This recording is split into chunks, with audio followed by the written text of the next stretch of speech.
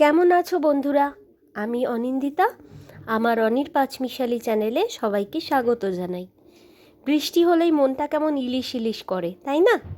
তো আমার কর্তামশাই আজকে দুটো ইলিশ মাছ নিয়ে এসেছিলেন, সেই কেটে ঠেটে দিয়েছে। আমার মাছ কাটাকাটির দায়িত্ব নেই, সেই কেটে দেয়।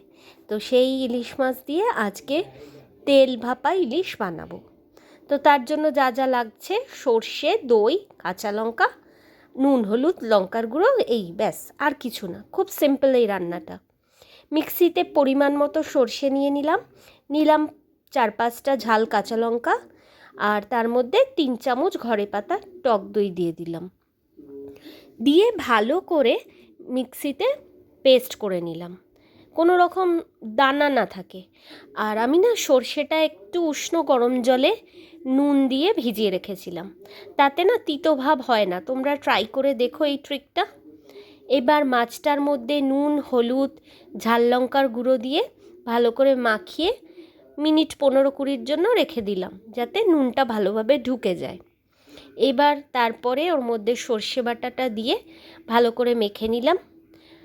আর এই যে ভালো করে মেখে নিয়েছি, মেখে ওটাকে রেখে দিলাম এক সাইডে।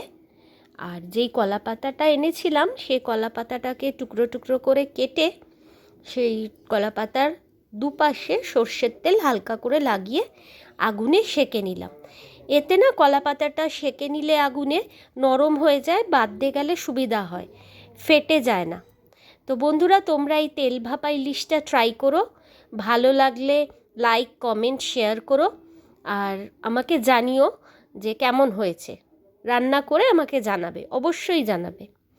তো এবার দেখো, কলা পাতার মধ্যে ইলিশ মাছটা দিলাম, দিয়ে ভালো করে সুতো দিয়ে বেঁধে দেবো।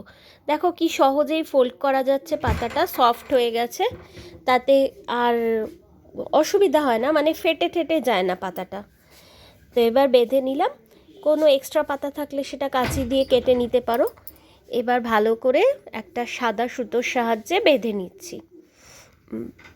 বেঁধে নিলে কি হয়, ভেতরে ভাপটা ঢুকবে, কিন্তু কোনোভাবে তেলটা, মানে ভেতরের সর্ষে বাটাটা বেরিয়ে তেলের সাথে মিশে যাবে না। তো এইবার ভালো করে বেঁধে কড়াইয়ে সাদা তেল, সর্ষের তেল, ইলিশ মাছের সাথে সর্ষের তেলেরই ভালো যুগলবন্দি। তো সর্ষের তেল গরম করে এবার বাঁধা মাছগুলোকে আস্তে আস্তে করে বসিয়ে দিলাম, দিয়ে ঢাকা চাপা দিয়ে দিলাম। মিনিট 7 পরে উল্টে দিয়ে আবার একটু ঢাকা দিয়ে রাখলাম।